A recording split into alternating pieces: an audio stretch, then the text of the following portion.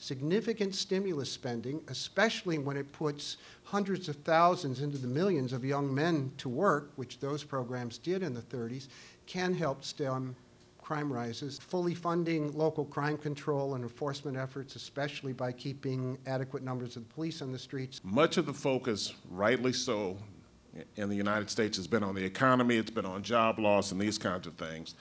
And missing pretty much from the debate, from the campaign, from most discussions is crime. The kind of lack of legitimacy that we are beginning to see among communities of color for police agencies, because they are engaging, sometimes we call them mistakes, sometimes we call them tragedies, sometimes we call them questionable situations. If they were mistakes, they should be randomly distributed within the community. They're not.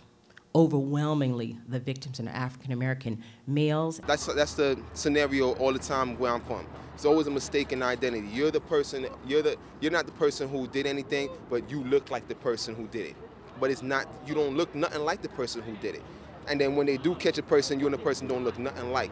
Young black men in urban minority poor communities who have problems where you or I would call the police to resolve our dispute, they're not going to want to call the police to resolve their dispute because they're going to be afraid the police are either going to do something bad to them or do nothing at all.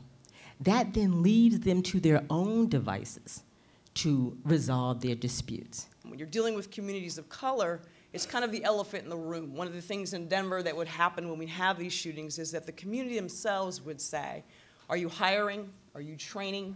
Are you doing something out of the ordinary that you have white officers and black officers shooting young men of color? There is a portion of the city that houses less than a third of the population where you'll find 85% of the homicides, and that's been true over this 20-year period.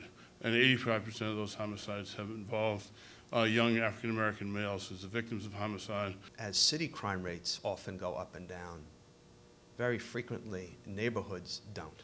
And those statistics going up and down are meaningless when you're in one of the neighborhoods where it doesn't change.